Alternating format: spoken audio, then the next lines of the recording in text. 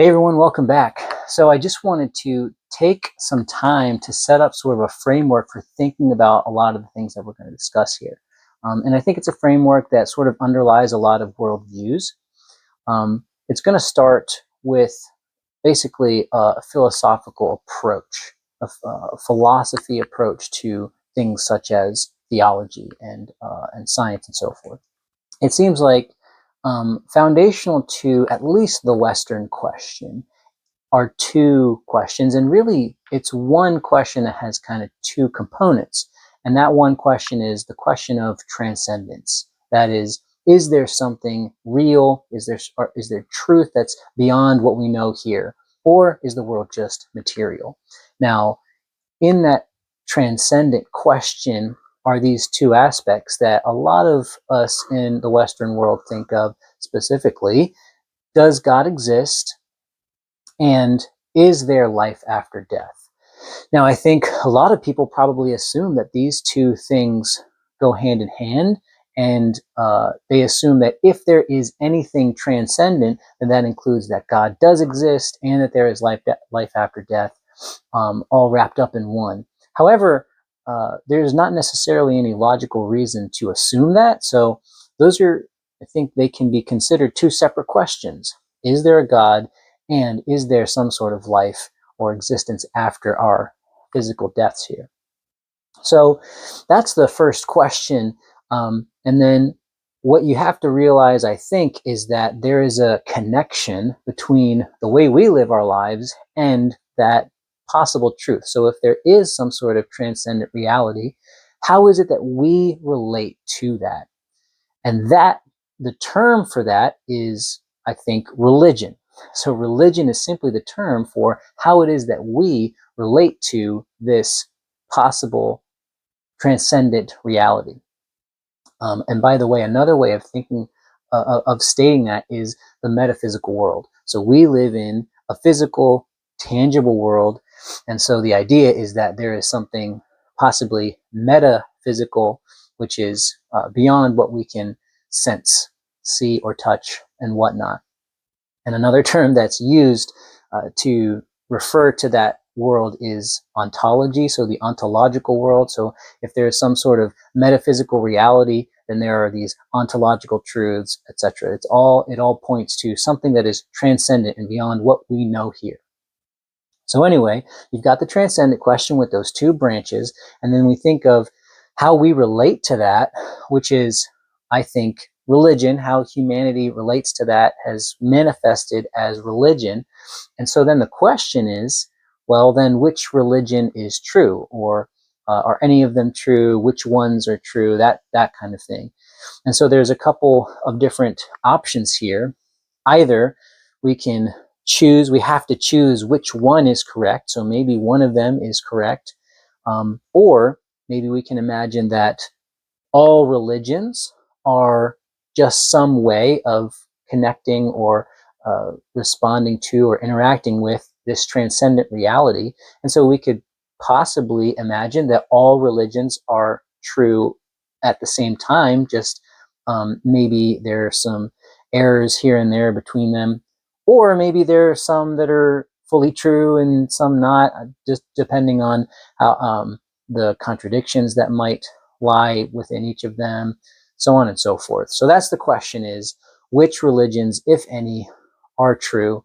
And this is where I think I would use the terms primary and secondary questions.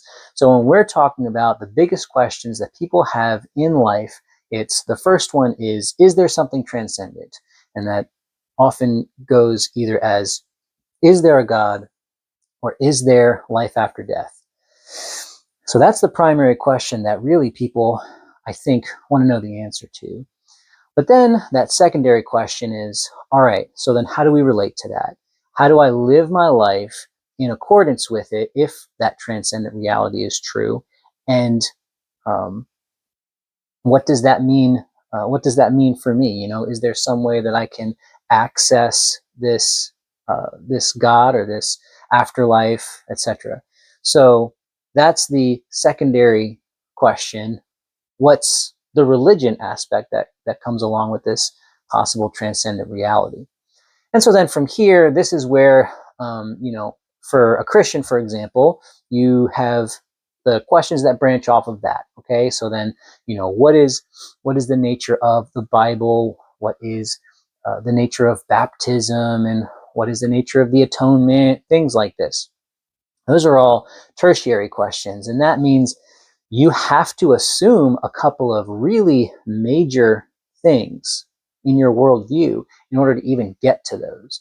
So in order for me to ask the question, who's got the world right? Is it the Catholics or is it the Baptists? Well, first, I have to assume that Christianity is the true religion, and in order for that to be true, I would have to be assuming that there is some sort of transcendent reality.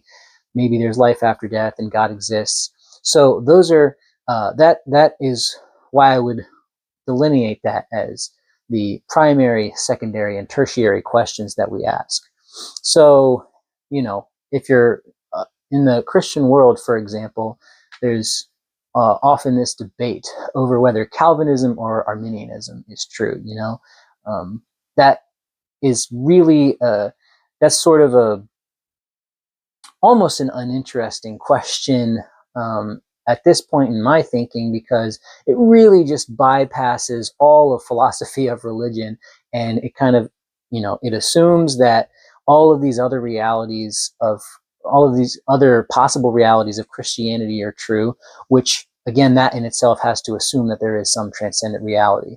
So I think before we can even start talking about something like Calvinism or Arminianism, which is an interesting discussion, I think, if you work through these more foundational layers of philosophy and theology, that can still be interesting. But it's more interesting, I think, to have the conversation about whether Christianity, for example, is even true. And in order to get there, you kind of have to have this understanding of why you think that Christianity is true and why you think that there is some sort of transcendent reality. Okay. And from there, I think at that point, some of these might the level of the question might start to get a little bit murky, right? Because if you're thinking, well, is it a tertiary question that Jesus rose from the dead? Not exactly, because that really is that's sort of a factor that contributes to understanding whether or not Christianity is the true religion. Not necessarily the only factor, though. And there are also tools that help us to determine these things. So, for example, the nature of the Bible. The nature of the Bible, you might think that could be considered a tertiary question. However, it's a tool that helps us to understand, again, whether or not Christianity is true and what the nature of reality is. And then another reason that it could get a little bit complicated is because when you think about, for example, the nature of God, without even thinking about the different religions, you might think, okay, maybe there is a God for these reasons, and maybe we can imagine what that God is like for these reasons. But different religions have different ideas of what God is like. And so just because we might say God does exist doesn't necessarily point to a particular religion.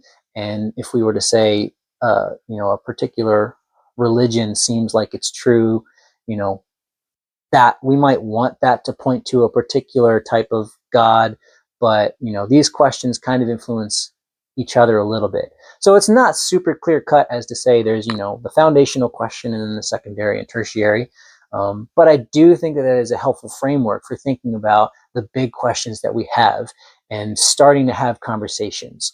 The biggest problem that I see is that there are so many people within their own religion, and to be honest, I particularly see this within Christianity because that's the community that I've been a part of my whole life, is you have people who are assuming those foundational layers of, is there a transcendent reality? Is Christianity true?